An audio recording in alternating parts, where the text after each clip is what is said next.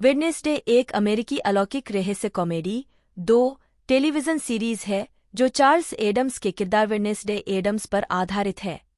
Alfred Gough और Miles Miller द्वारा निर्मित, इसमें जेना ओर्टेगा मुख्य किरदार के रूप में है। साथ ही Gwendoline Christie, Riki Lindhome, Jamie McShane, Hunter Doohan, Percy Hynes White, Emma Myers, Joy Sunday, Georgie Farmer, Naomi जे.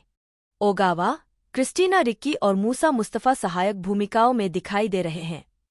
पहले सीजन के 8 में से 4 एपिसोड टिम बर्टन द्वारा निर्देशित किए गए थे, जो कार्यकारी निर्माता के रूप में भी काम करते हैं। पहला सीजन वेडनेसडे एडम्स के इर्दगिर्द घूमता है, जो अपने नए स्कूल में एक हत्या के रहस्य को सुलझाने का प्रयास करता है।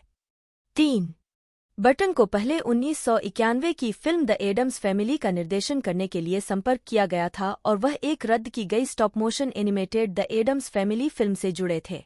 अक्टूबर 2020 में उन्हें एक टेलीविजन सीरीज का निर्देशन करने की सूचना मिली थी, जिसे बाद में नेटफ्लिक्स द्वारा एक सीरीज ऑर्डर दिया गया था। ओर्टेगा को चरित्र की लैटिना विरासत का प्रतिनिधित्व करने के लिए आंशिक रूप से कास्ट किया गया था। रिक्की, जिन्होंने 1991 की फिल्म और इसके 1993 के सीक्वल एडम्स फैमिली वैल्यूज में मुख्य किरदार निभाया था, को बर्टन ने सहायक भूमिका में सीरीज में शामिल होने के लिए कहा था। सितंबर 2021 और मार्च 2022 के बीच रोमानिया में फिल्मांकन हुआ। बुधवार का प्रीमियर 16 नवंबर 2022 को हुआ और इसे 23 नवंबर को नेटफ्लिक्स पर आलोचकों से सकारात्मक समीक्षा के साथ रिलीज किया गया। ओर्टेगा के प्रदर्शन को आलोचकों की प्रशंसा मिली। 4 रिलीज के 3 हफ्तों के भीतर यह दूसरी सबसे ज्यादा देखी जाने वाली अंग्रेजी भाषा की नेटफ्लिक्स सीरीज बन गई। इसे 2 गोल्डन ग्लोब नामांकन प्राप्त हुए, सर्वश्रेष्ठ टेलीविजन श्रृंखला, संगीतमय या हास्य और सर्वश्रेष्ठ अभिनेत्री, टेलीविजन श्रृंखला संगीतमय या हास्य, ओर्टेगा के लिए। इसने 4 प्राइमटाइम एमी पुरस्कार भी जीते, जबकि उत्कृष्ट हास्य श्रृंखला और हास्य श्रृंखला में उत्कृष्ट मुख्य अभिनेत्री के लिए नामांकन प्राप्त किया। जनवरी 2023 में सीरीज को दूसरे सीजन के लिए नवीनीकृत किया गया, जिसे 6 अगस्त 2025 और 3 सितंबर 2025 को 2 भागों में रिलीज किया जाना है। आधार: बुधवार एडम्स को उसके भाई पग्सले को लड़कों की वाटर पोलो टीम द्वारा परेशान करने के प्रतिशोध में स्कूल के पूल में जीवित पिरान्हा फेंकने के कारण उसके स्कूल से निकाल दिया जाता है। नतीजतन उसके माता-पिता गोमेज और मोर्टिसिया एडम्स उसे अपने high school Alma matter Nevermore अकादमी में स्थानांतरित कर देते हैं, जो कि वर्मोंट के जेरिको शहर में राक्षसी बहिष्कृत लोगों के लिए एक निजी स्कूल है। बुधवार का ठंडा, भावनाहीन व्यक्तित्व और उसका विद्रोही स्वभाव उसके लिए अपने सहपाठियों से जुड़ना मुश्किल बनाता है और उसे स्कूल की प्रिंसिपल लारिसा वेम्स के साथ झगड़ा करने के लिए मजबूर करता है।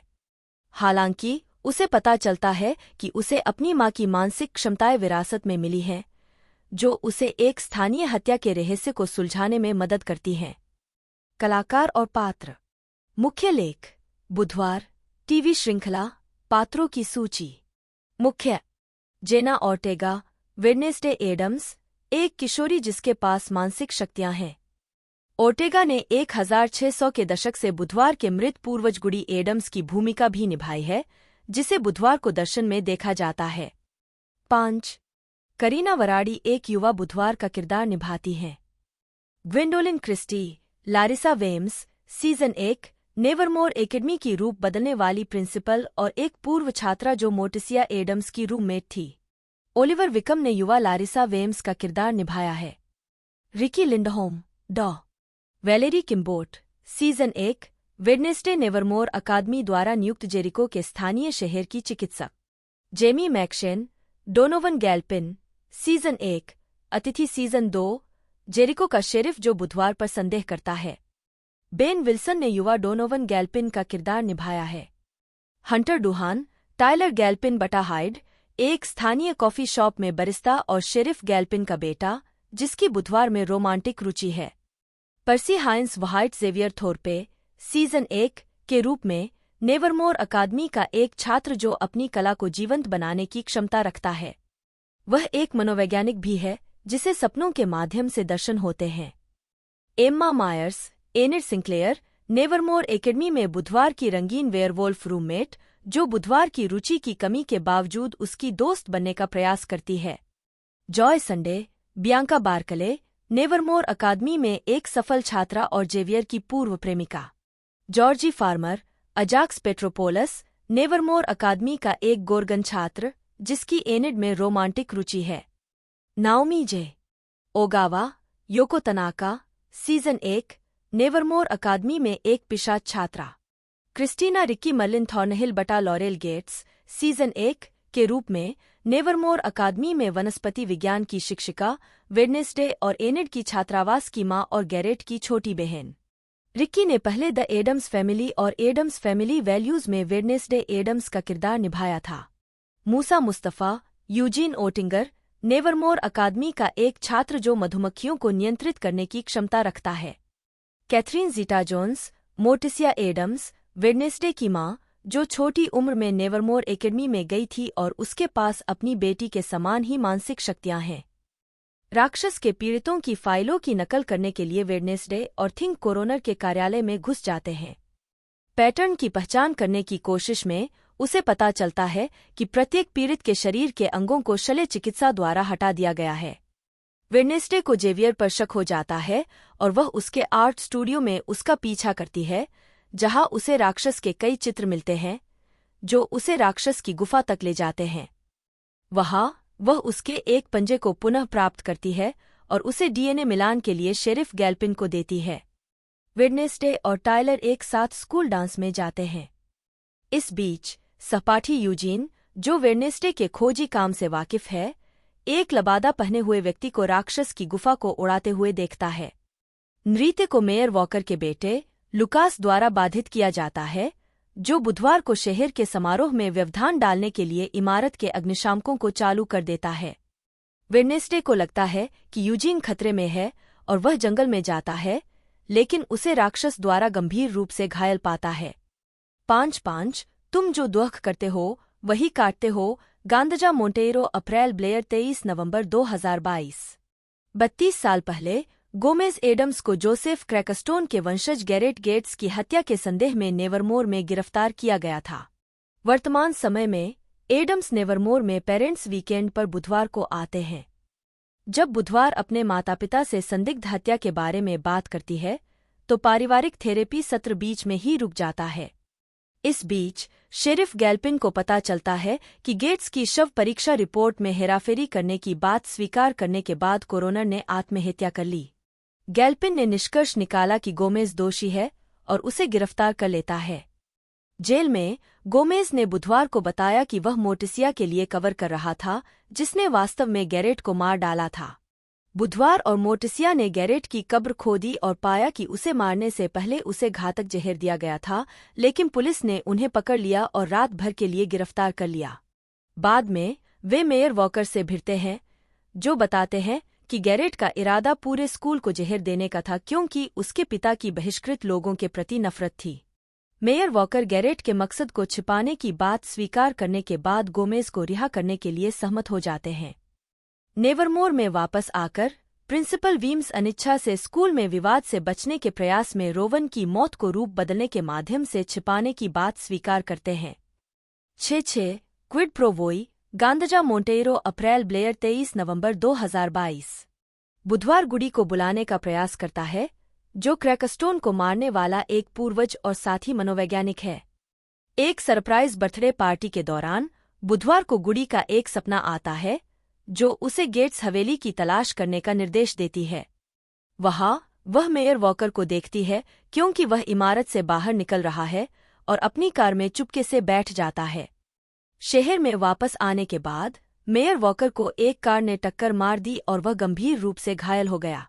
प्रिंसिपल वीम्स ने स्कूल को बंद कर दिया और बुधवार को परिसर छोड़ने से मना कर दिया। टायलर और एनिड की मदद से वह भाग जाती है और गेट्स हवेली में वापस आ जाती है। वहां उन्हें पता चलता है कि लॉरेल गेट्स, गैरेट की छोटी बहन, जिसे लंबे समय से मृत माना जाता था, अभी भी जीवित हो सकती है। उन्हें एक तहखाने में राक्षस के पीड़ितों के कटे हुए शरीर के अंग मिलते हैं, लेकिन राक्षस द्वारा घात लगाए जाने के बाद उन्हें भागने के लिए मजबूर होना पड़ता है। बुधवार गैल्पिन को तहखाने में ले जाता है, लेकिन वह खाली पाता है। नेवरमोर में बुधवार वीम्स को उसे निष्कासित न करने के लिए मना लेती है ताकि वह अपनी जांच को आगे बढ़ा सके। अस्पताल में एक अज्ञात व्यक्ति मेयर वॉकर को मार देता है। साथ साथ, अगर अब तक तुम मुझे दुखी नहीं करोगे, जेम्स मार्शल, अल्फ्रेड गफ और माइल्स मिलर और मैट लैम्बर्ट। 23 नवंबर 2022। मेयर वॉकर के अंतिम संस्कार में वेडनेसडे ने एक छिपी हुई आकृति को देखा और उसे जंगल में पीछा किया। वह आकृति अंकल फेस्टर के रूप में सामने आई, जो वेडनेसडे को समझाते हैं कि वह जिस राक्षस की जांच कर रही है वह एक हाइड है। साथ में वे छिपे हुए पुस्तकालय से एक डायरी प्राप्त करते हैं जो बताती है कि एक हाइड के पास हमेशा एक मालिक होना चाहिए। बाद में वे जेवियर का पता लगाते हैं और उसका पीछा करते हैं, जिसे वे जंगल में बुधवार के चिकित्सक डॉ. किम्बोर्ड से मिलते हुए देखते हैं। टायलर के साथ डेट से लौटने के बाद वेडनेसडे ने अपने छात्रावास के कमरे में तोड़फोड़, डायरी चोरी होने और थिंग को गंभीर रूप से घायल पाया। लॉरेल गेट्स पर शोध से पता चलता है कि वह जीवित है और हाइड की मालिक भी है। बुधवार को शुरू में डॉ. किम्बोर्ड पर शक होता है, लेकिन हाइड के द्वारा किम्बोर्ड को मार दिया जाता है। दूसरे सीजन की शूटिंग मई 2024 में आयरलैंड में शुरू हुई। 46, 61, 62, 2023 SAG-AFTRA हड़ताल से पहले स्क्रीम फ्रेंचाइजी के फिल्म निर्माताओं के साथ शो के लिए ओर्टेगा के शेड्यूल पर चर्चा की गई थी, जिसके कारण शेड्यूलिंग संघर्ष के कारण ओर्टेगा आगामी स्क्रीम 7, 2026 से बाहर हो गई। 63, ओर्टेगा ने अप्रैल 2025 में इस रिपोर्ट का खंडन किया, जिसमें दावा किया गया कि उसने उस परियोजना से मेलिसा बेरेरा, मैट बेटिनेली-ओल्पिन और टायलर गिलेट के जाने के कारण इसे छोड़ दिया। 64, अगस्त 2024 तक उन्होंने 4 एपिसोड पूरे कर लिए थे। 65, दूसरी सीरीज का फिल्मांकन दिसंबर 2024 की शुरुआत में पूरा हो गया था और इसे 2025 में रिलीज किया जाना है। 66, संगीत। दिसंबर 2021 में यह बताया गया कि बर्टन के लंबे समय के सहयोगी डैनी एल्फमैन मूल थीम की रचना करने के लिए श्रृंखला में शामिल हुए। 67, और क्रिस बेकन के साथ इसके स्कोर की सहरचना की। 23, स्कोर में एल्फमैन और बेकन द्वारा रचित श्रृंखला के मूल स्कोर के चयन के साथ साथ कई पॉप गाने शामिल हैं, जिनमें रोलिंग स्टोन्स द्वारा पेंट इट ब्लैक, 68, मेटालिका द्वारा नथिंग एल्स मैटर्स और दुआ लिपा द्वारा फिजिकल के सेलो प्रस्तुतिकरण शामिल हैं। 69, 70, स्कोर में कई शास्त्रीय रचनाएं भी शामिल हैं, जिनमें एंटोनियो विवाल्डी द्वारा the four seasons, Edward Elgar का सेलो कॉन्सर्टो, केमिली सेंस द्वारा the carnival of the animals, Erik Satie. 2 singles के नेतृत्व में बेहतर बुधवार का 48 ट्रैक साउंड ट्रैक 23 नवंबर 2022 को लेकशोर रिकॉर्ड्स द्वारा जारी किया गया था। 69, और शास्त्रीय और पॉप गानों के कवर वाले 4 ट्रैक विस्तारित नाटक को 30 नवंबर को जारी किया गया था। 71, श्रृंखला की अपनी समीक्षा में डेन ऑफ गीक के टोनी सोकोल ने स्कोर को एक प्रमुख चरित्र, न केवल विषयगत रूप से बल्कि एक भावनात्मक वितरण प्रणाली के रूप में कहा, जिससे ठंड अधिक डरावनी, चुटकुले मजेदार और झुंझुनी मूर्त हो गई। 73, गिजमोडो की लिंडा कोडेगा ने सेलो सेगमेंट को यादगार और स्कोर को कभी कभार शानदार कहा। 74, IGN के लिए लिखते हुए अमेलिया एम्बरविंग ने एल्फमैन के स्कोर को बटन की सामग्री के साथ मूंगफली के मक्खन और जेली की तरह एक साथ जाने और कुल मिलाकर स्कोर को एक स्टनर के रूप में वर्णित किया। 75, मुक्त करना। जेना ओर्टेगा और Luis Guzman 2022 New York comic con में शो का प्रचार करते हुए बुधवार का पहला टीजर ट्रेलर 17 अगस्त 2022 को जारी किया गया था। 76, इसके बाद 9 अक्टूबर को एक पूर्ण ट्रेलर, 77 और 8 नवंबर को श्रृंखला के शुरुआती अनुक्रम का अनावरण किया गया। 78, बुधवार का प्रीमियर 16 नवंबर 2022 को लॉस एंजल्स के हॉलीवुड लीजन थिएटर में हुआ। 79, 80, इसके 8 एपिसोड 23 नवंबर 2022 को नेटफ्लिक्स पर जारी किए गए थे। 81, दिसंबर 2022 में नेटफ्लिक्स ने अपने ट्विटर अकाउंट पर एक प्रचार वीडियो जारी किया, जिसमें थिंग को दर्शाया गया, जो श्रृंखला में दिखाई देने वाला एक संवेदनशील हाथ है, जो न्यूयॉर्क शहर की सड़कों पर घूम रहा है और राहगीरों की प्रतिक्रियाओं को कैप्चर कर रहा है। 82, पहला सीजन मार्च 2024 में वार्नर ब्रदर्स होम एंटरटेनमेंट द्वारा ब्लूरे और डीवीडी पर रिलीज किया गया था। 83 अप्रैल 2025 में दूसरे सीजन का ट्रेलर रिलीज किया गया। दूसरे सीजन को 2 भागों में रिलीज किया जाना है। 4 एपिसोड वाले पहले भाग का प्रीमियर 6 अगस्त 2025 को होना है, जबकि 4 एपिसोड वाले दूसरे भाग का प्रीमियर 3 सितंबर 2025 को होना है। 7 स्वागत दर्शकों की संख्या। वहिप मीडिया द्वारा एकत्र किए गए टीवी टाइम के उपयोगकर्ताओं के डेटा के अनुसार बुधवार को प्लेटफॉर्म पर किसी भी नेटफ्लिक्स मूल श्रृंखला के दूसरे सबसे अधिक प्री रिलीज अनुयायी थे, जो केवल द विचर से पीछे था। 84 यह अंततः 83 देशों में नेटफ्लिक्स पर नंबर 1 पर शुरू हुआ।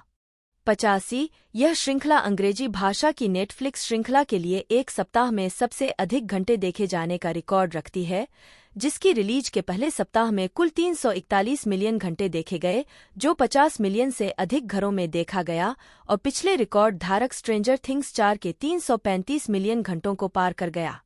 86 नीलसन मीडिया रिसर्च ने रिलीज के पहले सप्ताह में 6 बिलियन मिनट का संयुक्त वॉच टाइम बताया। 87 रिलीज होने के 3 हफ्ते बाद यह प्लेटफॉर्म के इतिहास में दूसरी सबसे ज्यादा देखी जाने वाली अंग्रेजी भाषा की नेटफ्लिक्स सीरीज बन गई, जो दिसंबर 2022 तक अनुमानित 150 मिलियन घरों तक पहुंची और कुल 1 बिलियन व्यूइंग घंटे तक पहुंची। 88 द इंडिपेंडेंट के जैकब स्टोलवर्थी ने सीरीज की लोकप्रियता को अभूतपूर्व कहा और सुझाव दिया कि यह कई अन्य स्पिन ऑफ टेलीविजन सीरीज के विकास को बढ़ावा दे सकती है। 89 आलोचनात्मक प्रतिक्रिया। समीक्षा एग्रीगेटर वेबसाइट रॉटन टोमेटोज ने 102 समीक्षाओं के आधार पर 73% अनुमोदन रेटिंग और 6.9/10 की औसत रेटिंग की सूचना दी। वेबसाइट के आलोचकों की आम सहमति कहती है, बुधवार दर्शकों के लिए बिल्कुल भी दुख से भरा नहीं है, लेकिन जेना ऑर्टेगा की मुख्य भूमिका के बिना यह एडम्स फैमिली समीपवर्ती श्रृंखला 1 और CW ड्रामा हो सकती है। 90 मेटाक्रिटिक, जो भारित औसत का उपयोग करता है, ने 26 आलोचकों के आधार पर 100 में से 66 का स्कोर दिया, जो आमतौर पर अनुकूल समीक्षा दर्शाता है। 91 क्रिएटिव टीम ने चरित्र गोमेज एडम्स की विरासत के साथ संरेखित करने के लिए बुधवार एडम्स की भूमिका निभाने के लिए एक लैटिना की तलाश की, चरित्र का एक पहलू जो पहले से ही श्रृंखला की पटकथा में काम किया गया था। 31 मई 2021 में जेना ओर्टेगा, जो मैक्सिकन और प्यूर्टो रिकान मूल की हैं, 31 को भूमिका में लिया गया था। 32 मिलर ने कहा कि एक साथ उनके पहले जूम कॉल पर क्रिएटिव टीम को पता था कि इस ग्रह पर कोई और नहीं चरित्र को चित्रित करने के लिए बेहतर अनुकूल था। 33 ओर्टेगा ने कहा कि वह शुरू में किशोर उन्मुख डिज्नी चैनल शो में अपने पिछले काम 34 और टेलीविजन के काम पर फिल्म को प्राथमिकता देने की उनकी योजनाओं के कारण इस परियोजना में शामिल होने को लेकर झिझक रही थीं। 35 उस वर्ष अगस्त की शुरुआत में लुइस गुज़मैन को गोमेज एडम्स के रूप में अतिथि कलाकार के रूप में चुना गया था। 22 और कैथरीन ज़ेटा-जोन्स को अज्ञात क्षमता में मोर्टिसिया एडम्स के रूप में चुना गया था। 36 उस महीने के अंत में Thora Birch, Riki Lindhome, Jamie McShane, Hunter Doohan, Georgie Farmer, Moosa Mostafa, Emma Myers, Naomi J. Ogawa, Joy Sunday और पर्सी हाइंस व्हाइट को सीरीज के नियमित कलाकारों के रूप में चुने जाने की घोषणा की गई थी। 37 मायर्स ने शुरुआत में बुधवार की रूममेट एनिड के रूप में चुने जाने से पहले शीर्षक भूमिका के लिए ऑडिशन दिया था। 38 सितंबर में ग्वेंडोलिन क्रिस्टी और विक्टर डोरोबांटू को अभिनीत भूमिकाओं में कलाकारों में शामिल किया गया, जबकि Isaac Ordonez, George Burcea, Tommie Earl Jenkins, Iman Marson, William Houston, Luyanda Unati Lewis-Nyawo, Oliver Watson, Calum Ross और जोना डायस वॉटसन को आवर्ती भूमिकाओं में लिया गया। 39 दिसंबर 2021 में बिर्च ने श्रृंखला छोड़ दी, जिससे उसके चरित्र डॉर्म मातमारा नोवाक की स्थिति अस्पष्ट हो गई। 40 मार्च 2022 में यह घोषणा की गई कि क्रिस्टीना रिक्की, जिन्होंने फिल्म द एडम्स फैमिली और इसके सीक्वल एडम्स फैमिली वैल्यूज 1993 में बुधवार एडम्स की भूमिका निभाई थी। 41 अपनी कास्टिंग पर टिप्पणी करते हुए रिक्की ने कहा, मुझे पूछे जाने और टिम बर्टन द्वारा पूछे जाने पर वास्तव में बहुत खुशी हुई। 30 जिनके साथ उन्होंने पहले स्लीपी हॉलो, 1999 में सहयोग किया था। 42 शोटाइम सीरीज येलो जैकेट के साथ संभावित शेड्यूलिंग संघर्षों के कारण रिक्की भूमिका को स्वीकार करने में लगभग असमर्थ थीं। 31 अक्टूबर में एक ट्रेलर ने फ्रेड आर्मिसन को अंकल फेस्टर को चित्रित करने का खुलासा किया और रिक्की की भूमिका मैरिलिन थॉर्नहिल के रूप में पुष्टि की गई। 43 अप्रैल 2024 में स्टीव बुसेमी नेवरमोर अकादमी के नए प्रिंसिपल के रूप में श्रृंखला के कलाकारों में शामिल हुए। 44 थांडीवे न्यूटन के साथ एक अज्ञात भूमिका में। 45 मई में दूसरे सीजन के कलाकारों की घोषणा की गई, जिसमें बुसेमी ने बैरी डॉर्ट की भूमिका निभाई, बिली पाइपर ने कैप्री, जोआना लुमली ने ग्रैंड मामा, न्यूटन ने डॉ फेयरबर्न की भूमिका निभाई। साथ ही Evie Templeton, Owen Painter, Noah Taylor, Christopher Lloyd, Frances O'Connor, Haley Joel Osment, Heather Matarazzo और जोनास सुतामो ने अज्ञात भूमिकाओं में काम किया, जबकि जेटा जोन्स, गुज़मैन, ऑर्डोनेज और लुइस न्यावो को श्रृंखला के नियमित कलाकारों में पदोन्नत किया गया। 46 नवंबर में लेडी गागा एक अज्ञात भूमिका में कलाकारों में शामिल हुईं। 47 फिल्माने अप्रैल 2023 तक कैंटाक्यूजिनो कैसल के प्रवेश द्वार को नेवरमोर अकादमी की शूटिंग लोकेशन के रूप में विपणन किया गया है। पहले सीजन की प्रमुख फोटोग्राफी सितंबर 2021 और मार्च 2022 के बीच रोमानिया के दक्षिणी कार्पेथियन शहर बुस्टेनी में हुई थी। 48-49 फिल्मांकन स्थानों में कैंटोजिनो कैसल शामिल है, जो काल्पनिक नेवरमोर अकादमी, बुखारेस्ट की Politehnica university, Sinaia railway station, Bucharest botanical garden, Monteoru house और डंबोविटा काउंटी में ऐतिहासिक ओल्गा ग्रीसेनु हवेली के लिए सेटिंग के रूप में काम करता है, जो गेट्स हवेली की जगह खड़ी है। 50 कैंटोजिनो कैसल के बाहरी दृश्यों को कंप्यूटर जनरेटेड इमेजरी के साथ पूरक किया गया था। 51 जेरिको के पूरे शहर सहित अन्य सेटिंग्स का निर्माण बुफ्टिया स्टूडियो में किया गया था।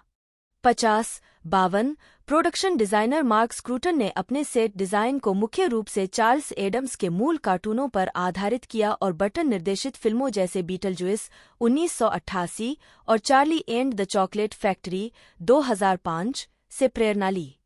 53 ओर्टेगा ने श्रृंखला पर अपने काम को बहुत तनावपूर्ण और भ्रामक और मेरे लिए अब तक का सबसे भारी काम कहा, जिसका कारण उत्पादन का तेजतर्रार शूटिंग शेड्यूल था। 35-54 अपनी भूमिका की तैयारी के लिए ओर्टेगा ने सेलो बजाना सीखा और कैनोइंग, तलवारबाजी, तीरंदाजी और जर्मन सबक लिया। 33 अभिनेत्री जॉय संडे के अनुसार कैनोइंग सबक विशेष रूप से जोरदार थे, जिसमें पूरे कलाकार और कुछ दर्जन स्टंटमैन रोजाना 1 घंटे के लिए एक दूसरे से दौड़ते थे, जो दिन में 5:30 बजे शुरू होते थे। 55 ओर्टेगा ने भूमिका की अपनी अनूठी प्रस्तुति को प्राप्त करने के लिए फिल्मांकन के दौरान चरित्र को निभाने के बारे में रिक्की से बात करने से परहेज किया। 56, 57, 58 ओर्टेगा ने बुधवार के चरित्र चित्रण को सुसंगत बनाने की कोशिश की, यहाँ तक कि उन पंक्तियों को भी बदल दिया जो उन्हें लगा कि चरित्र के लिए अनुपयुक्त थीं और अधिक गहराई के साथ। उन्होंने कहा, आप एक कहानी का नेतृत्व नहीं कर सकते और कोई भावनात्मक आर्क नहीं रख सकते, क्योंकि तब यह उबाऊ हो जाता है और कोई भी आपको पसंद नहीं करता। 59-35 रोमानियाई जादूगर विक्टर डोरोबांटू द्वारा निभाई गई थिंग की विशेषता वाले दृश्यों को व्यावहारिक और विशेष प्रभावों के मिश्रण का उपयोग करके प्राप्त किया गया था। डोरोबांटू ने एक नीला क्रोमा की बॉडीसूट पहना था, जिसे पोस्ट प्रोडक्शन में संपादित किया जाएगा, जिससे केवल उसका हाथ खुला रहेगा। कटे हुए हाथ का भ्रम पैदा करने के लिए डोरोबांटू के हाथ पर एक कृत्रिम स्टंप लगाया गया था। वेडनेसडे और उसके सहपाठी टायलर का अपहरण कर लेते हैं और वेडनेसडे उसे कबूल करवाने के लिए उसे प्रताड़ित करती है। उसके तरीकों से भयभीत होकर उसके सहपाठी प्रिंसिपल वीम्स को सचेत करते हैं और वेडनेसडे को गिरफ्तार कर लिया जाता है। पुलिस स्टेशन में टायलर चुपके से वेडनेसडे से कबूल करता है कि वह राक्षस है। वेडनेसडे की हरकतों से तंग आकर वीम्स उसे नेवरमोर से निकाल देता है। वेडनेसडे वीम्स के साथ अस्पताल में यूजीन से मिलने जाती है, जिसका राक्षस की गुफा में देखे गए आकृति का विवरण नेवरमोर की एक शिक्षिका सुश्री थॉर्नहिल से मेल खाता है। वेम्स टायलर के रूप में प्रच्छन्न और वेडनेसडे थॉर्नहिल से कबूल करवाते हैं कि वह लॉरेल गेट्स है और जोसेफ क्रैकस्टोन को पुनर्जीवित करने और सभी बहिष्कृत लोगों को मिटाने की अपनी योजना के हिस्से के रूप में पीड़ितों को मारने के लिए टायलर को बहकाती है। हालांकि लॉरेल वीम्स को मार देती है और वेडनेसडे को वश में कर लेती है। वेडनेसडे के खून का उपयोग करके लॉरेल क्रैकस्टोन को पुनर्जीवित करती है और वेडनेसडे को मरने के लिए छोड़ देती है, लेकिन गुडी प्रकट होती है और उसे ठीक कर देती है। एनिड आखिरकार अपने वेयरवोल्फ रूप में बदल जाती है, टायलर को उसके हाइड रूप में हरा देती है, जबकि क्रैकस्टोन नेवरमोर में सेंध लगाता है। बियांका की मदद से वेडनेसडे क्रैकस्टोन को नष्ट कर देता है और मार देता है और यूजीन लॉरेल को हराने में मदद करता है। जेवियर को जेल से रिहा कर दिया जाता है, टायलर को हिरासत में ले लिया जाता है और वेडनेसडे नेवरमोर अकादमी छोड़ देता है, जो शेष सेमेस्टर के लिए बंद हो रही है।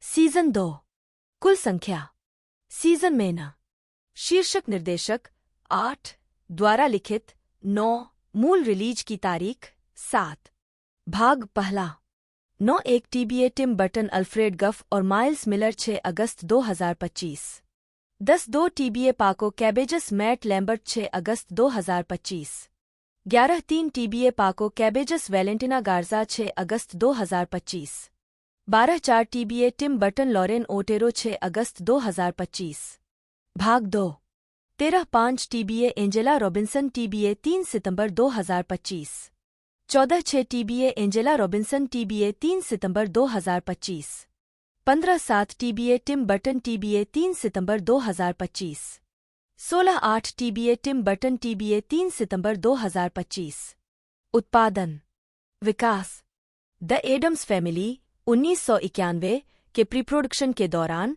टिम बर्टन को निर्देशन के लिए संपर्क किया गया था, लेकिन बैटमैन 1989 और बैटमैन रिटर्न्स 1992 के साथ शेड्यूलिंग संघर्षों के कारण इसे पारित कर दिया गया, जिसके परिणामस्वरूप बैरी सोनमफेल्ड ने काम लिया। 10-11 मार्च 2010 में यह घोषणा की गई कि इल्यूमिनेशन एंटरटेनमेंट ने एडम्स फैमिली ड्राइंग के अंतर्निहित अधिकार हासिल कर लिए हैं। 12 फिल्म को चार्ल्स एडम्स के मूल चित्रों पर आधारित एक स्टॉप मोशन एनिमेटेड फिल्म बनाने की योजना थी। बर्टन को सहलेखन, सहनिर्माण और संभवतः फिल्म का निर्देशन करने के लिए तैयार किया गया था। 13 जुलाई 2013 में यह बताया गया कि फिल्म को रद्द कर दिया गया था। 14 जो बर्टन के अनुसार स्टूडियो द्वारा स्टॉप मोशन तकनीक पर कंप्यूटर एनिमेटेड दृष्टिकोण का पक्ष लेने के कारण था। 15 शोरर्स माइल्स मिलर और अल्फ्रेड गफ ने 2019 में कहानी के विचारों को विकसित करना शुरू किया। उन्होंने बाद में एक पायलट स्क्रिप्ट लिखने से पहले बौद्धिक संपदा के अधिकार हासिल कर लिए, जिसे उन्होंने बर्टन को भेजा। 16 उनके आश्चर्य के लिए बर्टन तुरंत स्क्रिप्ट प्राप्त करने में रुचि रखने लगे। 17 परियोजना में शामिल होने के अपने फैसले के बारे में टिप्पणी करते हुए बर्टन ने कहा कि वह शीर्षक चरित्र के विश्व दृष्टिकोण से संबंधित हो सकते हैं, और स्क्रिप्ट ने मुझसे बात की कि मैं स्कूल में कैसा महसूस करता था और आप अपने माता-पिता के बारे में कैसा महसूस करते हैं, आप एक व्यक्ति के रूप में कैसा महसूस करते हैं। इसने एडम्स परिवार को एक अलग तरह की वास्तविकता दी। यह एक दिलचस्प संयोजन था। 15 डम्बो 2019 के बाद रचनात्मक रूप से थका हुआ महसूस करते हुए बर्टन ने उद्योग से सेवानिवृत्त होने पर विचार किया। 18 मिलर ने कहा कि रचनात्मक टीम के लिए यह बहुत महत्वपूर्ण था कि वे पिछली फिल्मों और 1964 की टेलीविजन सीरीज का अनुकरण न करें। 17 मिलर और गफ ने बहिष्कृत और सामान्य लोगों के साथ साथ औपनिवेशिक अमेरिकियों की आलोचना को श्रृंखला में प्रमुख विषय बनाने का फैसला किया। 19 अक्टूबर 2020 में बुधवार को शुरू में बर्टन द्वारा अभिनीत एक अनाम एडम्स फैमिली प्रोजेक्ट के रूप में घोषित किया गया था। श्रृंखला का निर्माण MGM टेलीविजन द्वारा किया जाएगा, जिसमें बर्टन निर्देशक होंगे। गफ और मिलर शोरर्स के रूप में काम करेंगे, जबकि गफ, मिलर और बर्टन गेल बर्मन, जॉन ग्लिकमैन और एंड्रयू मिटमैन के साथ कार्यकारी निर्माता भी होंगे। 20 फरवरी 2021 में नेटफ्लिक्स ने प्रोडक्शन को 8 एपिसोड वाली एक सीरीज का ऑर्डर दिया। 21 अगस्त 2021 में कायला अल्परट को एक कार्यकारी निर्माता के रूप में जोड़ा गया और 1.21 और चार्ल्स एडम्स फाउंडेशन और ग्लिकमेनिया भी श्रृंखला का निर्माण कर रहे थे।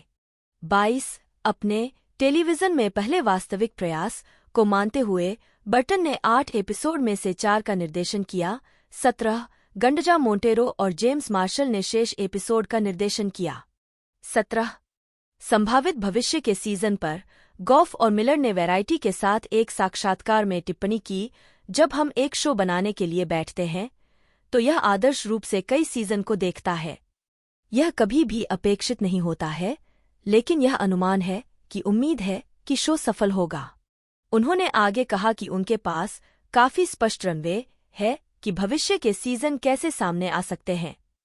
24 द हॉलीवुड रिपोर्टर के साथ एक साक्षात्कार में गॉफ और मिलर ने कहा कि दूसरा सीजन बुधवार और एनिड के बीच की दोस्ती का विस्तार करेगा, साथ ही बुधवार के अपनी मां मोर्टिसिया के साथ संबंधों को भी विकसित करेगा। 25 ओर्टेगा ने कहा कि सीजन डरावने पहलू की ओर झुकेगा, जबकि बुधवार के लिए किसी भी रोमांटिक प्रेम। ग्वेन जोन्स ने युवा मोर्टिसिया नी फ्रम्प एडम्स का किरदार निभाया है। Luis Guzman Gomez Addams Wednesday के पिता, जो नेवरमोर अकादमी में भी पढ़े थे और एक संदिग्ध हत्यारा है। लुसियस होयोस ने युवा गोमेज एडम्स का किरदार निभाया है। आइजैक ऑर्डोनेज पग्सले एडम्स वेडनेसडे के छोटे भाई। विक्टर डोरोबांटू थिंग एक संवेदनशील देहविहीन हाथ और वेडनेसडे का रिश्तेदार, जिसे वेडनेसडे के माता पिता द्वारा नेवरमोर अकादमी में उसकी देखभाल करने के लिए भेजा जाता है। शेरिफ गैल्पिन के डिप्टी रिची सेंटियागो के रूप में लुयांडा उनाती लुइसन्यावो। पुनरावर्ती Tommy Al Jenkins Noble Walker season 1 Jericho के मेयर और पूर्व शेरिफ। इस्माइल केसू ने एक युवा नोबल वॉकर का किरदार निभाया है। Iman Marson Lucas Walker season 1 Noble Walker का बेटा, जिसके दोस्तों का समूह अक्सर वेडनेसडे से झगड़ता रहता है।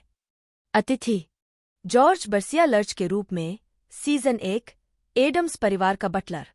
6 Calum Ross Rowan Laslo season 1 Nevermore academy का एक छात्र जिसके पास दुर्गतिज शक्तियां हैं और जो वेडनेसडे के लिए परेशानी का कारण बनता है।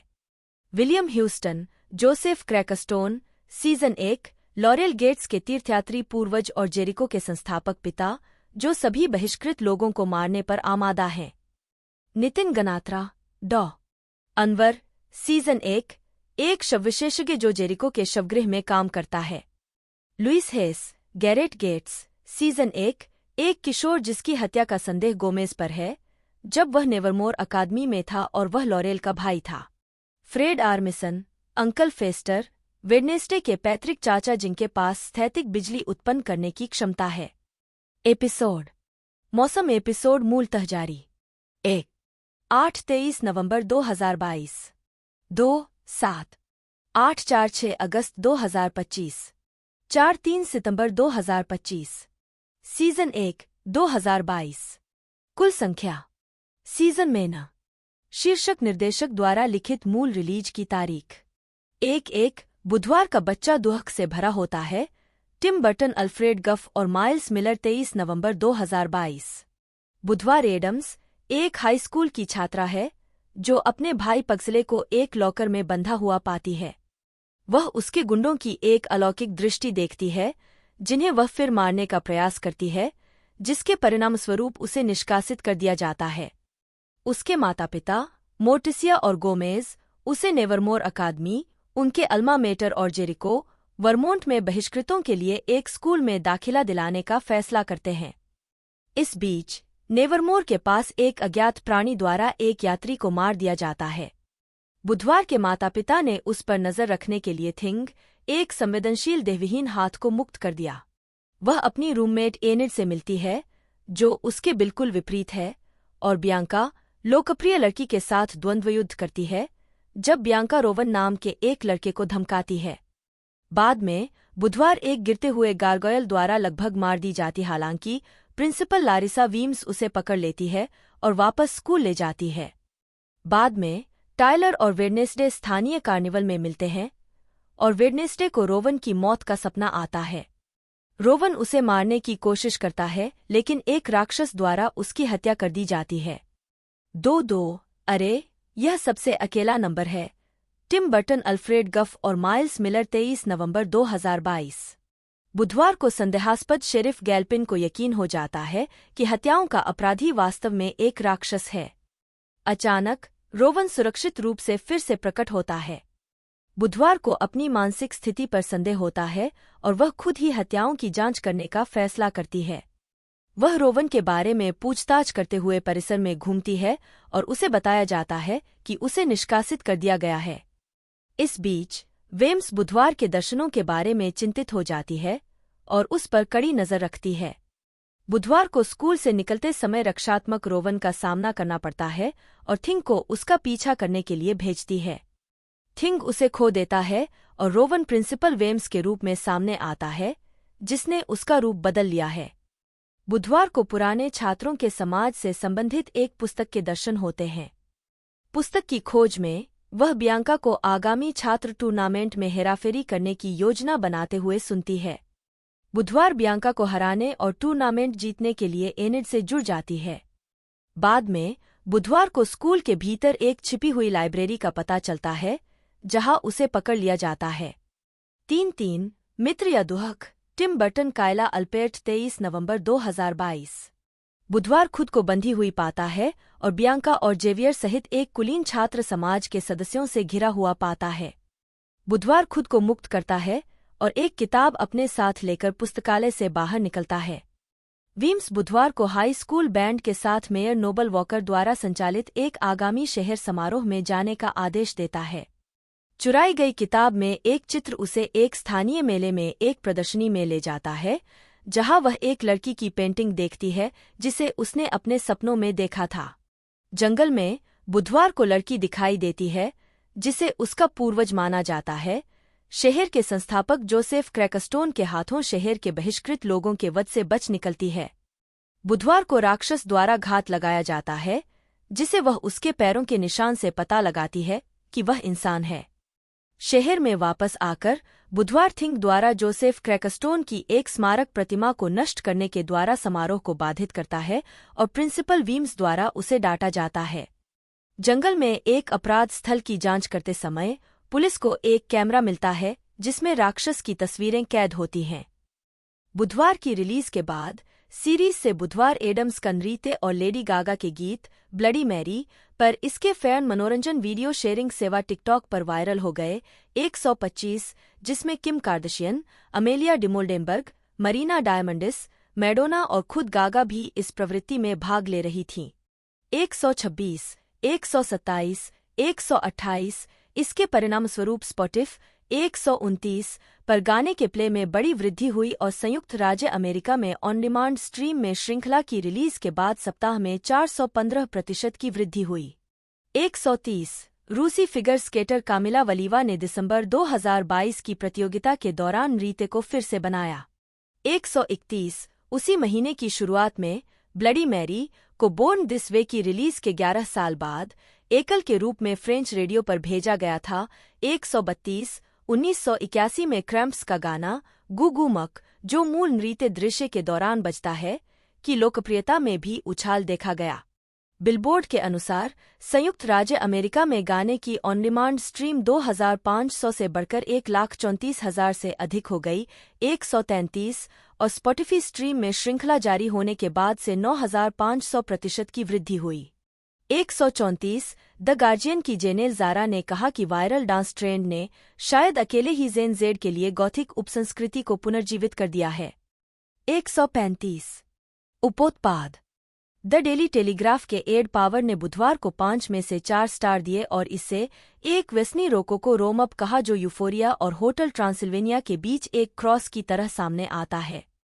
92 द वॉल स्ट्रीट जर्नल के जॉन एंडरसन ने ओर्टेगा के करिश्माई प्रदर्शन की सराहना की और श्रृंखला को जानबूझकर अंधेरे के बावजूद अक्सर रमणीय कहा।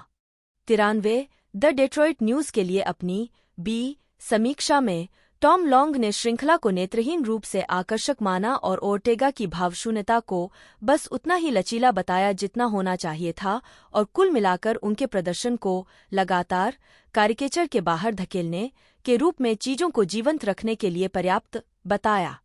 94 रोजरबर्ट.com के लिए लिखते हुए क्रिस्टीना एस्कोबार 95 यह पाते हुए कि यह श्रृंखला वह नहीं होगी जो चार्ल्स एडम्स और उनके पात्रों के वास्तविक प्रशंसक खोज रहे हैं।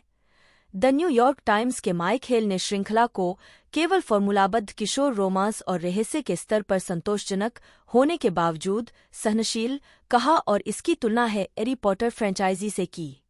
96 इसके स्वर पर टिप्पणी करते हुए द रैप के जेसी है सेंजर ने बर्टन द्वारा निर्देशित 4 एपिसोड को स्लीपी हॉलो की तुलना में वेरोनिका मार्स की तरह महसूस करने वाला बताया।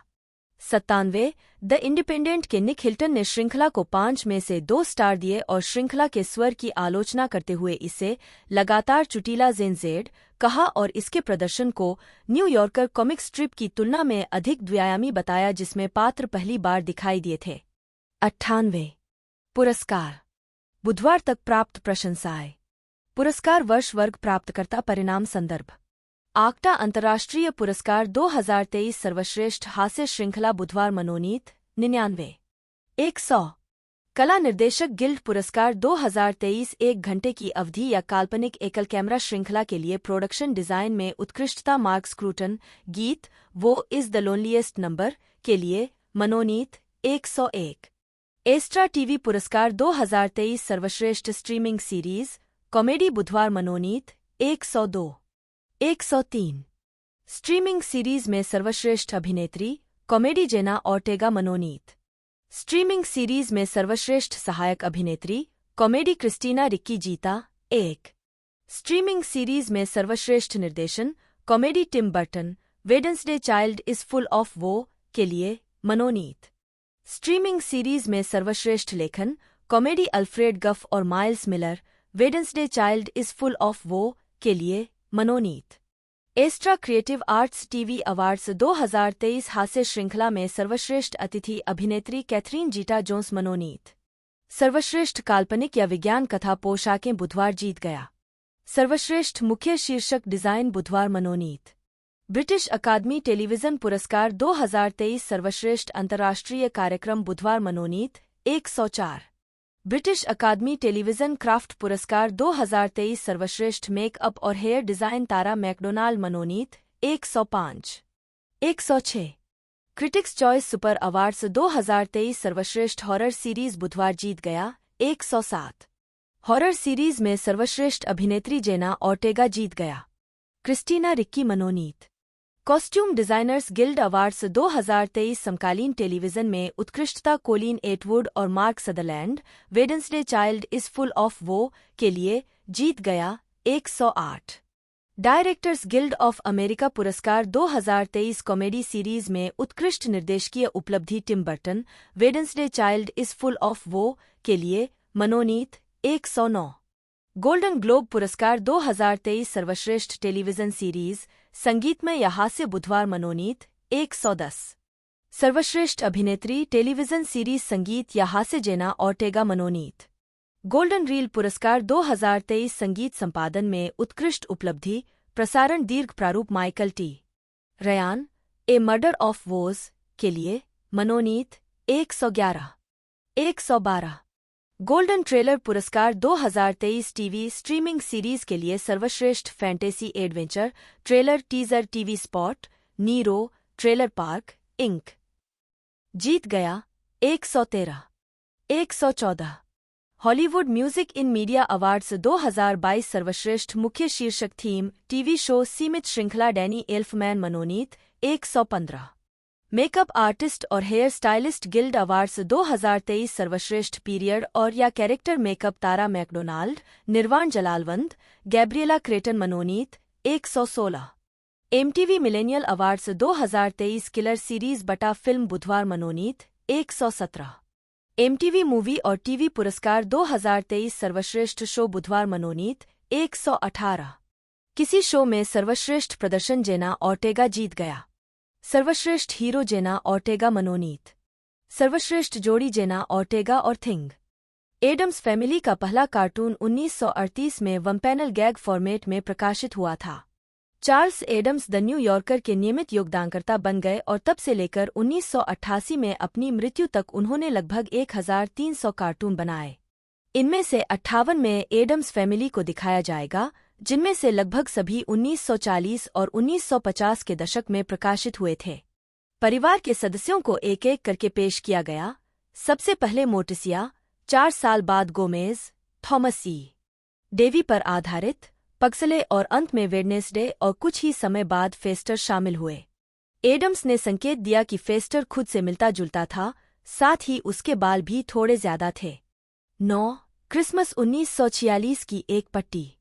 1946 में एडम्स ने विज्ञान कथा लेखक रे ब्रैडबरी के साथ मिलकर कुछ समय के लिए द इलियट्स नामक एक अलौकिक परिवार के बारे में एक सचित्र पुस्तक की योजना बनाई, जो द एडम्स फैमिली के समान थी। हालांकि प्रकाशक खोजने में कठिनाई हुई और दोनों अलग अलग रास्ते पर चले गए। इन कहानियों को अंततः फ्रॉम द डस्ट रिटर्न्ड 2001 में संकलित किया गया, जिसमें एक कनेक्टिंग कथा, उनके सहयोग की व्याख्या और 1946 में एडम्स द्वारा परियोजना के लिए बनाई गई कलाकृति शामिल थी। 12-13 1960 के दशक की शुरुआत में टेलीविजन सीरीज के विकास ने कॉमिक्स को प्रभावित किया। एक बात के लिए यह दावा किया जाता है कि बुधवार को पहली बार नर्सरी कविता मंडे चाइल्ड के संदर्भ में उसका नाम दिया गया था, जहां बुधवार का बच्चा दुहक से भरा होता है। अभिनेत्री और कवि जोन ब्लेक ने चार्ल्स एडम्स को नाम के लिए विचार दिया। 14 और अन्य को अंत श्रृंखला की शुरुआत से पहले नाम दिया गया था। एनबीसी में डेविड लेवी के कुछ सुझावों को उस युग की अंतिम कॉमिक्स में पेश किया गया था, जिसमें थिंग और कजिन इट को शामिल किया गया था। इट लेवी का आविष्कार था, जबकि थिंग एक विच्छेदित हाथ का विस्तार था जो 1954 की एक पट्टी में दिखाई दिया था। 15 1964 में द न्यू यॉर्कर में कॉमिक्स का प्रकाशन बंद हो गया, क्योंकि संपादक विलियम शॉन ने पात्रों पर प्रतिबंध लगा दिया था। वह प्रकाशन की छवि के बारे में चिंतित थे और इसे मुख्यधारा के सिटकॉम से नहीं जोड़ना चाहते थे। स्मिथसोनियन मैगजीन ने उन्हें इस निर्णय के लिए घमंडी कहा। 16-15 टीवी रूपांतरण और लोकप्रियता में वृद्धि 1964 से 1977। 1977 की टीवी फिल्म के कलाकार। 1960 के दशक की शुरुआत में एनबीसी के कार्यकारी डेविड लेवी ने न्यूयॉर्क की एक किताब की दुकान में एडम्स की एक किताब देखी और महसूस किया कि यह शैली टेलीविजन के लिए एकदम सही होगी। उन्होंने किताब खरीदी और एडम्स से प्लाजा होटल में मिले और एक टेलीविजन रूपांतरण का विषय उठाया गया। एडम्स से पहले अन्य लोगों ने टेलीविजन रूपांतरणों के बारे में संपर्क किया था, लेकिन वह लेखक जॉन ओहारा के साझा दोस्त की वजह से लेवी के प्रस्ताव को स्वीकार करने के लिए इच्छुक थे। एडम्स के अपार्टमेंट में अगली बैठक में लेवी ने संकेत दिया कि पात्रों को नाम देने की आवश्यकता होगी और एडम्स तीसरी बैठक के लिए एक सूची लेकर आए। लेवी के अनुसार उन 3 बैठकों के बाद एडम्स की श्रृंखला से बहुत कम भागीदारी थी। उन्होंने कास्टिंग निर्णयों और अन्य विकल्पों को वीटो करने का अधिकार बरकरार रखा। 1964 के टेलीविजन रूपांतरण ने इस श्रृंखला को बहुत व्यापक दर्शकों तक पहुंचाया और इसे सार्वजनिक रूप से अच्छी प्रतिक्रिया मिली। निर्माता नेट पेरिन ने कार्टून में एडम्स की तुलना में पात्रों और कहानियों के लिए कम बुराई दृष्टिकोण अपनाया, जिसमें हल्के, अधिक हास्यपूर्ण तत्वों पर जोर दिया गया। स्टीफन कॉक्स ने बाद में श्रृंखला को डरावनी से अधिक विचित्र बताया। चार्ल्स एडम्स खुद इस श्रृंखला से कम खुश थे। उन्होंने पात्रों की आलोचना करते हुए कहा कि वे कॉमिक्स की तुलना में आधे बुरे हैं। एबीसी नेटवर्क पर प्रसारित लोकप्रिय श्रृंखला केवल 2 सीजन तक चली। रद्द करने का कोई आधिकारिक कारण नहीं बताया गया। हालांकि स्मिथसोनियन मैगजीन ने अनुमान लगाया कि यह अगले वर्ष नेटवर्क पर रंगीन प्रोग्रामिंग को अपनाने के कारण था। 15 यह भी सुझाव दिया गया है कि सीबीएस पर उसी समय स्लॉट में होगन के हीरोज के साथ प्रतिस्पर्धा एक कारक थी। 18 1966 में अचानक रद्द होने से एडम्स के लिए समस्याएं आईं, क्योंकि शो के विकास में न होने के कारण उन्हें आय में गिरावट का सामना करना पड़ा। उनकी दूसरी पत्नी बारबरा बारब एक प्रैक्टिसिंग वकील थीं, जिन्होंने अपनी शादी के दौरान शैतानी कानूनी षड्यंत्र में भाग लिया था और उन्होंने एडम्स को भविष्य के टेलीविजन और फिल्म रूपांतरणों के अधिकारों के साथ साथ उनके कुछ अन्य कार्टूनों के अधिकारों पर हस्ताक्षर करने के लिए राजी किया था। उनके तलाक के बाद 1991 तक उनके पास ये अधिकार रहे, जब उन्होंने सोनमफील्ड फिल्मों के विकास की अनुमति देने के लिए उन्हें बेच दिया। 17 19 एडम्स अब द न्यू यॉर्कर में अपनी कॉमिक्स भी प्रकाशित नहीं कर सकते थे क्योंकि शॉन का प्रतिबंध टेलीविजन श्रृंखला समाप्त होने के बाद भी प्रभावी रहा। 20 एडम्स अपने परिवार को अस्वीकार करने के लिए पत्रिका के प्रति कटु हो गए। 11-15 श्रृंखला समाप्त होने के बाद भी फ्रेंचाइजी लोकप्रिय चेतना में बनी रही, जिसमें लर्च डांस मूव 1960 के दशक तक लोकप्रिय रहा। इस टेलीविजन श्रृंखला को कई वर्षों तक टेलीविजन सिंडिकेशन के माध्यम से पुनः प्रसारित किया गया, विशेष रूप से ऑस्ट्रेलिया में। नवंबर 1964 में है ना बारबरा ने द फ्लिंटस्टोन्स में द ग्रूज़ोम्स नामक एक परिवार को पेश करके शो की पैरोडी की, और ग्रूज़ोम्स कभी कभी 1970 के दशक की शुरुआत में फ्लिंटस्टोन्स मीडिया में दिखाई दिए। 9 स्टूडियो ने बाद में स्कूबी डू के साथ 1972 के एडम्स फैमिली क्रॉसओवर को एनिमेट किया, जिसके कारण 1973 की एनिमेटेड सीरीज बनी। एनिमेटेड अवतार में फेलिक्स सिला को छोड़कर नए कलाकार शामिल थे, जो कजिन इट के रूप में लौटे। शो की रेटिंग अच्छी थी और इसने बच्चों के सामान की एक श्रृंखला तैयार की, लेकिन केवल 16 एपिसोड प्रसारित किए गए। उस वर्ष एक नई लाइव एक्शन श्रृंखला द एडम्स फैमिली फनहाउस के लिए एक पायलट भी तैयार किया गया था, जिसमें एक अलग कलाकार का उपयोग किया गया था। 1977 के एक विशेष कार्यक्रम a Halloween with the new Addams family में 1964 की श्रृंखला के अधिकांश मूल कलाकार फिर से शामिल हुए, जिसमें ब्लॉसम रॉक अपने स्वास्थ्य के कारण अनुपस्थित थीं। टीवी के लिए बनाई गई इस फिल्म को निर्माण के दौरान समस्याओं का सामना करना पड़ा और इसे खराब प्रतिक्रिया मिली। इसे एक घर के सेट का उपयोग करके शूट किया गया था जिसे हॉरर फिल्म बेन के लिए बनाया गया था, जो मूल एडम्स हवेली जैसा नहीं था और प्रकाश व्यवस्था के साथ तकनीकी समस्याएं पैदा करता था। फिल्म की पटकथा, निर्देशन और कुछ अभिनेताओं के अभिनय के लिए काफी आलोचना की गई थी। जैकी कूगन विशेष रूप से फिल्मांकन के दौरान एक हल्के स्ट्रोक से उबर रहे थे। 9-15 जबकि विलियम शॉन द्वारा द न्यू यॉर्कर में एडम्स फैमिली कॉमिक्स पर प्रतिबंध 1987 तक जारी रहा, एडम्स 1979 की स्ट्रिप्स एयरलाइन सबवे में एक कैमियो के रूप में कई पात्रों को शामिल करने में सक्षम थे। 21 उन्होंने 1981 में एक कब्रिस्तान में आयोजित एडम्स परिवार थीम वाले समारोह में मलिन मैथ्यूज मिलर से शादी की। 10 फिल्मवेज 1964 श्रृंखला की प्रोडक्शन कंपनी और कुछ फ्रेंचाइजी अधिकारों के धारक को 1982 में ओरियन पिक्चर्स द्वारा खरीदा गया था। 1987 में शॉन की सेवानिवृत्ति ने द न्यू यॉर्कर में कार्टूनों की संक्षिप्त वापसी की अनुमति दी, हालांकि एक साल बाद ही एडम्स की मृत्यु हो गई। ऑस्ट्रेलिया में नया माल जारी किया गया और 1988 में मेलबर्न में मोटिसिया बुटीक ड्रेस शॉप खोली गई। मूल कलाकारों के जीवित सदस्यों के साथ उपग्रह से जुड़ा एक साक्षात्कार भी ऑस्ट्रेलियाई टेलीविजन पर प्रसारित किया गया था।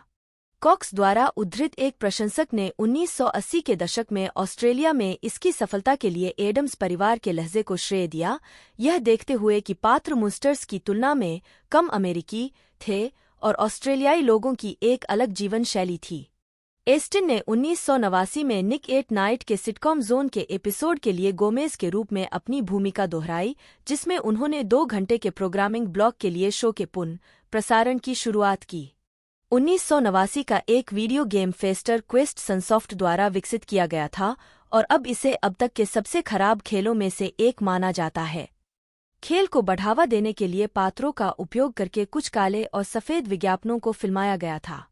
22-9 फिल्म श्रृंखला और द न्यू एडम्स फैमिली 1991 से 2001।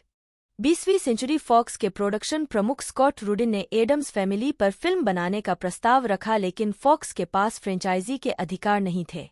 उस समय अधिकार 2 पक्षों के बीच विभाजित थे, दिवंगत एडम्स की दूसरी पत्नी बारबरा बार्ब और ओरियन पिक्चर्स। 1982 में फिल्मवेज खरीदने के बाद विशेष रूप से फिल्म के अधिकार ओरियन पिक्चर्स के पास थे। फॉक्स ने अधिकारों को खरीदने का प्रयास किया लेकिन असफल रहा, क्योंकि ओरियन की एक नई टीवी श्रृंखला की योजना थी। हालांकि बार्ब द्वारा ओरियन को अपने अधिकार बेचने के बाद स्टूडियो की योजना बदल गई और स्टूडियो ने रूडिन को एक फिल्म बनाने के लिए अपने साथ जोड़ लिया। कैरोलिन थॉम्पसन और लैरी विल्सन ने एक पटकथा लिखी और शुरुआत में कई बार पुनर्लेखन का सामना किया। निर्देशक के लिए टिम बर्टन पर विचार किया गया था। फिल्म में नए कलाकार थे ब्लॉसम रॉक, दादी की 1978 में मृत्यु हो गई थी, टेड कैसिडी, लर्च की 1979 में, कैरोलिन जोन्स, मोर्टिसिया की 1983 में और जैकी कूगन, फेस्टर की 1984 में मृत्यु हो गई थी। फिल्म का निर्माण मुश्किलों भरा रहा। सेट पर सोनेनफेल्ड बेहोश हो गए और राउल जूलिया की आंख की रक्तवाहिका फटने से शूटिंग में और देरी हुई। फोटोग्राफी के निर्देशक ओवेन रोइजमैन ने निर्माण पूरा होने के 3 महीने पहले ही छोड़ दिया, जिससे सोनेनफेल्ड को अपनी मौजूदा जिम्मेदारियों के अलावा यह भूमिका भी निभानी पड़ी। ओरियन को वित्तीय समस्याओं का सामना करना पड़ा और उसने प्रोजेक्ट और एडम्स परिवार के अधिकारों को उत्पादन के बीच में ही पैरामाउंट को बेच दिया। हालांकि इस सौदे में विदेशी घरेलू मीडिया अधिकार शामिल नहीं थे, जिससे रिलीज के बाद वितरण को नुकसान पहुंचा। ओरियन ने उन्हें बरकरार रखा। हालांकि 1991 की फिल्म को आलोचकों से मिश्रित समीक्षा मिली, लेकिन इसने अपने उत्पादन मुद्दों के बावजूद बॉक्स ऑफिस पर काफी अच्छा प्रदर्शन किया। इस फिल्म ने थिंग और कजिन इट के उपयोग को लेकर डेविड लेवी से मुकदमा दायर किया, क्योंकि लेवी 1964 की टेलीविजन श्रृंखला के लॉन्च से पहले उन पात्रों के निर्माता थे। मामला अदालत के बाहर सुलझा लिया गया था और समाधान सार्वजनिक रूप से ज्ञात नहीं है। 1993 में एक दूसरी फिल्म एडम्स फैमिली वैल्यूज को आलोचकों द्वारा बहुत सराहा गया था, लेकिन बॉक्स ऑफिस पर अप्रत्याशित रूप से खराब प्रदर्शन किया और अपने पूर्ववर्ती के आधे से भी कम राजस्व अर्जित किया। इसने और 1994 में जूलिया की अचानक मृत्यु ने सोनेनफेल्ड को आगे की फिल्में बनाने से रोक दिया। 15 दोनों फिल्मों को अकादमी पुरस्कार, बाफ्टा पुरस्कार और ह्यूगो पुरस्कार के लिए नामांकन प्राप्त हुए। मोर्टिसिया के रूप में उनकी भूमिका के लिए एंजेलिका हस्टन को 2 बार सर्वश्रेष्ठ अभिनेत्री के लिए गोल्डन ग्लोब पुरस्कार के लिए नामांकित किया गया था, और राउल जूलिया गोमेज के रूप में, क्रिस्टीना रिक्की वेडन्सडे के रूप में, क्रिस्टोफर लॉयर फेस्टर के रूप में और जोन क्यूसैक सीक्वल में फेस्टर की पत्नी डेबी जेलिंस्की के रूप में को उनके चित्रण के लिए कई सैटर्न पुरस्कार और अमेरिकी कॉमेडी पुरस्कार के लिए नामांकन प्राप्त हुए। फ्रेंचाइजी में दिलचस्पी की लहर के बाद 1992 की एनिमेटेड टेलीविजन सीरीज में जॉन एस्टिन ने गोमेज के रूप में अपनी भूमिका को फिर से निभाया, 1964 में भूमिका में अपनी पहली उपस्थिति के लगभग 30 साल बाद। इसे 4 डेटाइम एमी अवार्ड्स के लिए नामांकित किया गया था, जिसमें एस्टिन के लिए एक भी शामिल था। उस वर्ष फ्रेंचाइजी पर आधारित एक पिनबॉल मशीन भी रिलीज की गई थी, जिसमें जूलिया और ह्यूस्टन ने गोमेज और मोर्टिसिया के रूप में मूल आवाज अभिनय किया था। यह 20,000 से अधिक इकाइयों के साथ अब तक की सबसे अधिक बिकने वाली पिनबॉल मशीन बन गई। 1998 में सबन एंटरटेनमेंट द्वारा निर्मित एक direct to video film the Addams family reunion में लर्च के रूप में कैरेल स्ट्रूकेन की वापसी हुई, लेकिन यह सोनेनफेल्ड फिल्मों से अन्यथा असंबंधित थी। इसे बहुत खराब तरीके से प्राप्त किया गया था।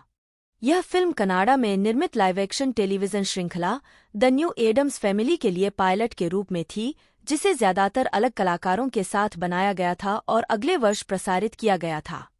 25 एस्टिन तब 60 के दशक के अंत में गोमेज के बजाय, जो ग्लेन टारंटो द्वारा निभाई गई थी, टीवी श्रृंखला में ग्रैंड पापा एडम्स के रूप में लौटे।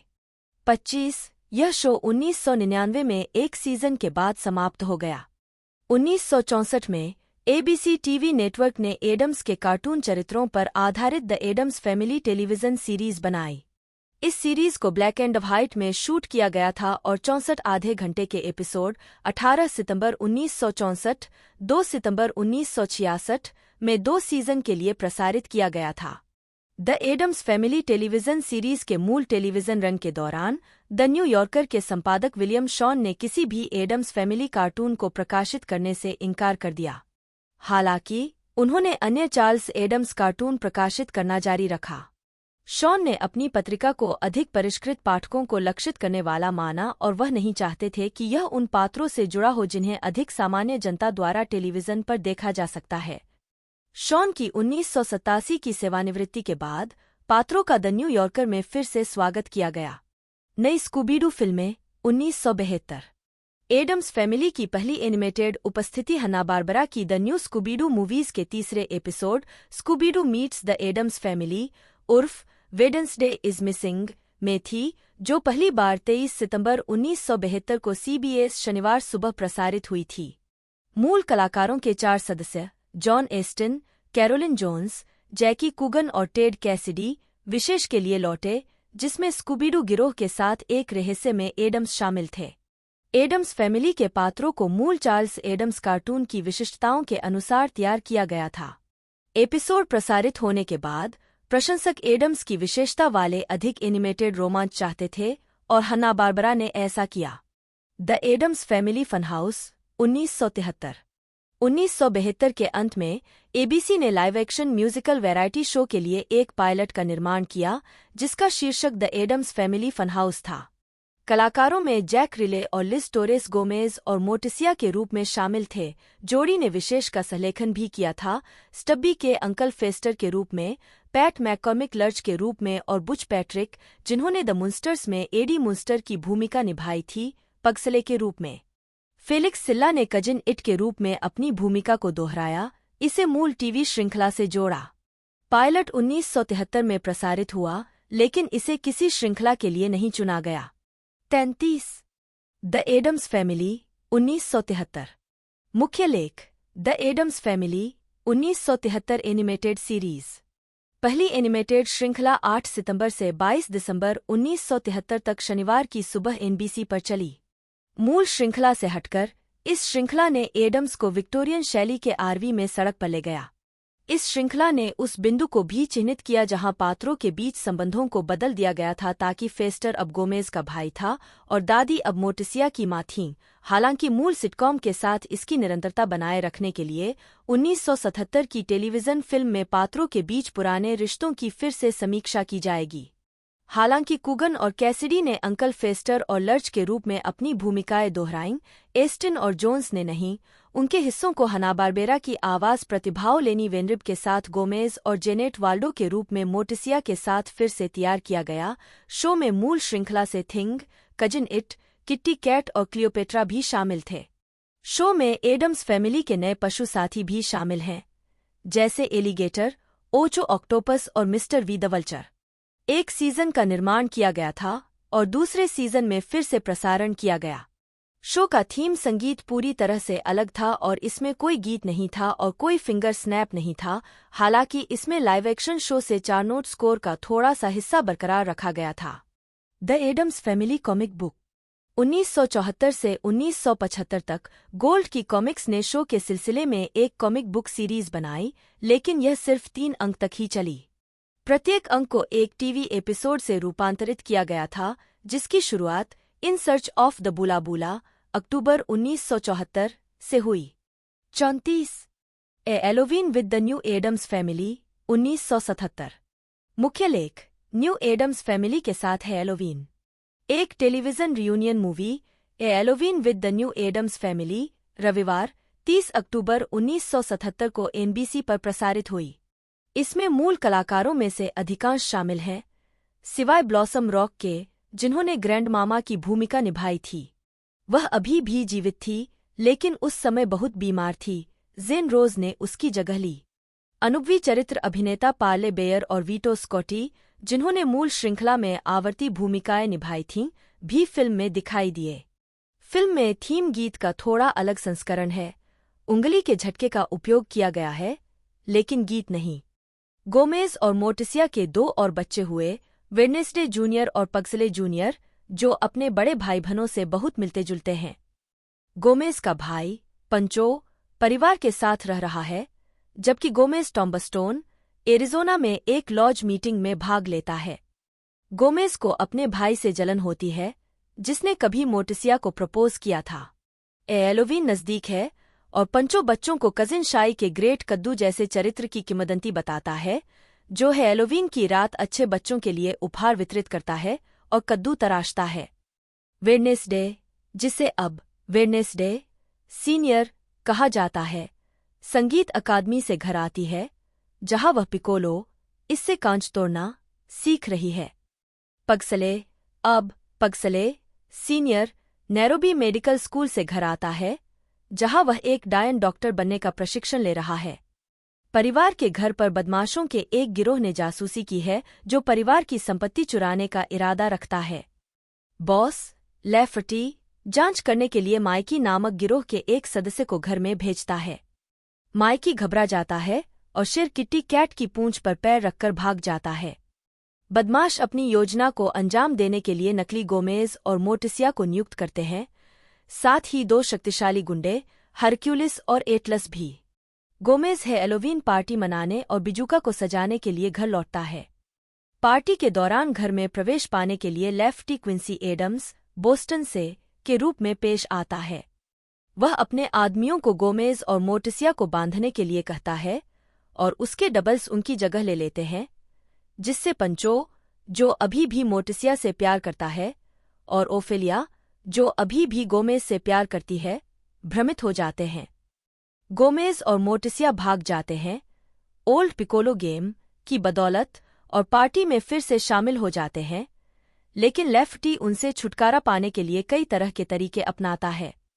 लर्च गुंडों को डराता है और लेफ्टी के दूसरे सहायक को डराता है। फेस्टर अच्छा बनने की कोशिश करते हुए लेफ्टी को रैक पर रखता है। लेफ्टी गुप्त मार्ग से भागने की कोशिश करता है और किट्टी कैट की पूंछ पर पैर रखता है। जब पुलिस आती है तो बदमाश खुशी खुशी आत्मसमर्पण कर देते हैं। फिर एडम्स परिवार खुशी खुशी हैलोवीन मनाने के लिए स्वतंत्र हो जाता है। रात का अंत कजिन शाई के स्वागत में एक साथ गाकर करता है। The Addams family the animated series 1992 से 1993। मुख्य लेख द एडम्स फैमिली 1992 एनिमेटेड श्रृंखला। निर्माताओं को 1991 की एडम्स फैमिली मूवी की सफलता का एहसास होने के बाद रीमेक सीरीज 1992 से 1993 तक एबीसी पर शनिवार की सुबह चलती थी। यह सीरीज मूल सीरीज के परिचित प्रारूप में लौट आई, जिसमें एडम्स फैमिली घर पर अपने सिटकॉम स्थितियों का सामना कर रही थी। जॉन एस्टिन गोमेज की भूमिका में लौट आए और मशहूर हस्तियों रिप टेलर और कैरोल चैनिंग ने क्रमशः फेस्टर और ग्रैंड मामा की भूमिकाएं संभालीं। अनुभवी आवाज अभिनेता Jim Cummings, Debi Derryberry, Jeannie Elias और पैट फ्रेली ने क्रमशः लर्च, वेडनेसडे, पग्सले और कजिन इट की आवाजें की।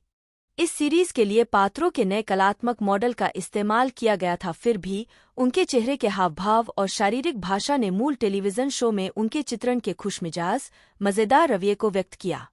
मूल विक मिजी थीम गीत, हालांकि थोड़ा अलग था, उद्घाटन के लिए इस्तेमाल किया गया था। द न्यू एडम्स फैमिली 1998 से 1999। मुख्य लेख the new Addams family. The new Addams family को वैंकूवर, ब्रिटिश कोलंबिया, कनाडा में फिल्माया गया था और 1998 से 1999 सीजन के दौरान तत्कालीन नए लॉन्च किए गए फॉक्स फैमिली चैनल पर 65 एपिसोड मूल टीवी सीरीज से एक अधिक के लिए चलाया गया था। मूल श्रृंखला की कई कहानियों को इस नई श्रृंखला के लिए फिर से तैयार किया गया था, जिसमें अधिक आधुनिक तत्व और चुटकुले शामिल थे। जॉन एस्टिन इस श्रृंखला के कुछ एपिसोड में फ्रेंचाइजी में लौट आए, यद्यपि ग्रैंड पापा एडम्स, गोमेज के दादा, एडम्स फैमिली रियूनियन में पेश किया गया एक चरित्र। कलाकारों में गोमेज एडम्स के रूप में ग्लेन टारंटो, मोर्टिसिया के रूप में एली हार्वी, फेस्टर के रूप में माइकल रॉबर्ट्स, पग्सले के रूप में ब्रॉडी स्मिथ। बुधवार 2022। संगीत और एनिमेटेड रूपांतरण 2007 से 2021। संगीतमय कार्यक्रम सिडनी में 2013 में प्रस्तुत किया गया। 2007 में एलिफेंट आई थिएट्रिकल ने घोषणा की कि उन्होंने कॉमिक श्रृंखला के संगीत अनुकूलन के अधिकार प्राप्त कर लिए हैं, जो उस समय टी और चार्ल्स एडम्स फाउंडेशन के पास थे। 2009 में शिकागो में एक ट्राई-आउट के बाद संगीत को 2010 में ब्रॉडवे पर प्रदर्शित किया गया और उसके बाद 2021 तक अंतर्राष्ट्रीय दौरों के क्रम में। फ्रेंचाइजी के अधिकार 2010 में इल्यूमिनेशन एंटरटेनमेंट द्वारा खरीदे गए थे और स्टूडियो ने जल्द ही टिम बर्टन स्टॉप मोशन संचालित फिल्म की घोषणा की। हालांकि बर्टन ने 2013 में स्टॉप मोशन के बजाय कंप्यूटर एनिमेशन का उपयोग करने के निर्णय पर परियोजना से हाथ खींच लिया, जैसा कि उनका इरादा था। 27 मेट्रो-गोल्डविन-मेयर ने शेष अधिकार हासिल कर लिए और उसी वर्ष एक कंप्यूटर एनिमेटेड फिल्म की घोषणा की और 2010 के अंत में उत्पादन में प्रवेश किया। बर्टन संस्करण के विपरीत, इसमें 3D कंप्यूटर एनिमेशन का उपयोग किया जाएगा। फिल्म को अंततः 2019 में मध्यम बॉक्स-ऑफिस बिक्री और मिश्रित स्वागत के साथ रिलीज किया गया। कोविड-19 महामारी के बीच 2021 में रिलीज किया गया एक सीक्वल बहुत कम सफल रहा और इसे समीक्षकों ने खराब तरीके से प्राप्त किया। बुधवार 2022 वर्तमान माइल्स मिलर और अल्फ्रेड गफ ने 2019 में बुधवार नामक एक live action spin off series पर काम शुरू किया, जिसे एमजीएम द्वारा वित्तपोषित किया गया था। श्रृंखला के लिए लेखकों का कमरा कोविड-19 महामारी की शुरुआत के दौरान हुआ था और इसलिए इसे दूरस्थ रूप से संचालित किया गया था।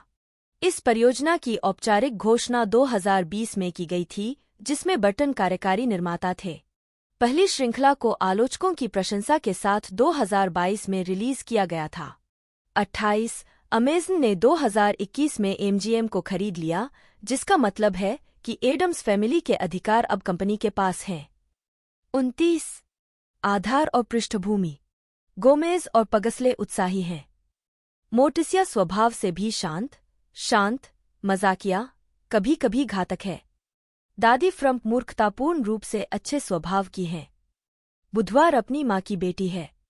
एक घनिष्ठ रूप से जुड़ा हुआ परिवार, जिसका असली मुखिया मोर्टिसिया है, हालांकि बाकी सभी एक निश्चित चरित्र हैं, दादी को छोड़कर, जिन्हें आसानी से बहकाया जा सकता है। परिवार के रूप में उनके सामने आने वाली कई परेशानियां दादी के अस्थिर, कमजोर चरित्र के कारण हैं।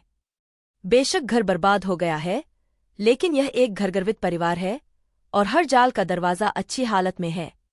पैसे की कोई समस्या नहीं है। चार्ल्स एडम्स 3 ऐसा प्रतीत होता है कि यह परिवार एडम्स के एक बड़े कबीले की शाखा है, जिसके रिश्तेदार पूरी दुनिया में फैले हुए हैं।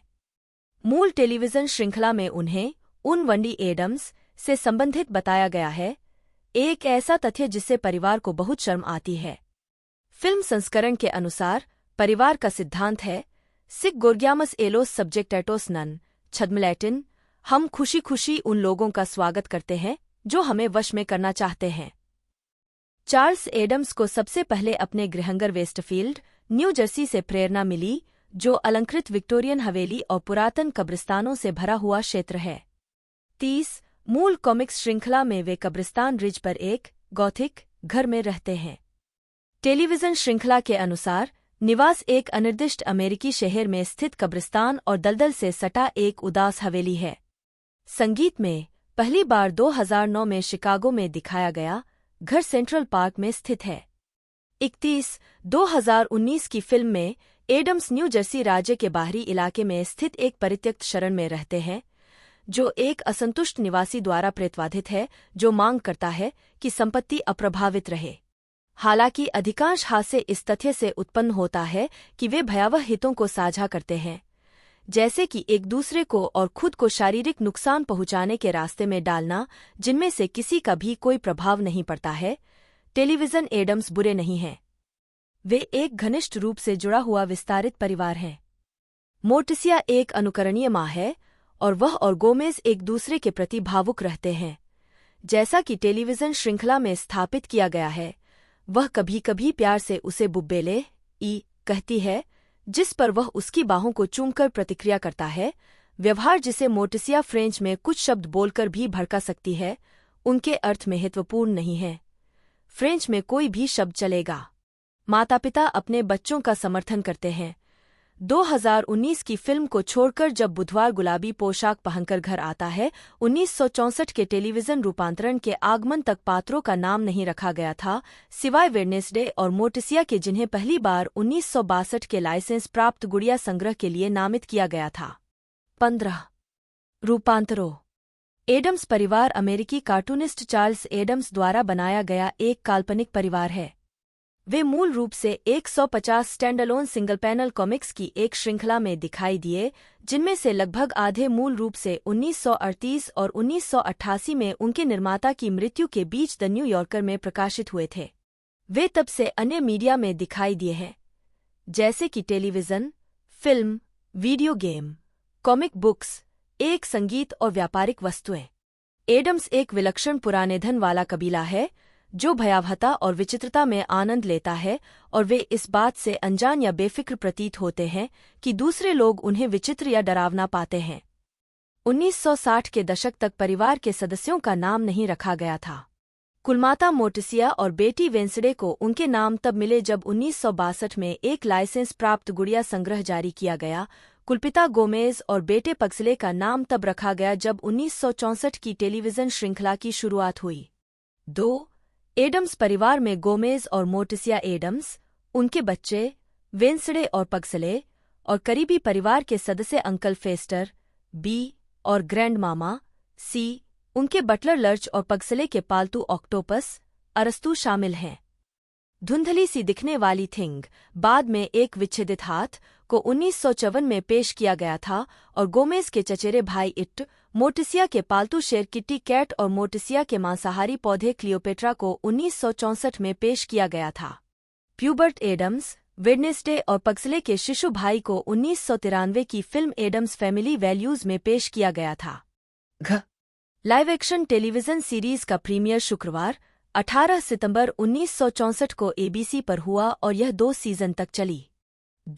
इसके बाद इसने 1977 में न्यू एडम्स फैमिली के साथ है एलोवीन नामक टेलीफिल्म और अन्य शो में कलाकारों के कैमियो को प्रेरित किया।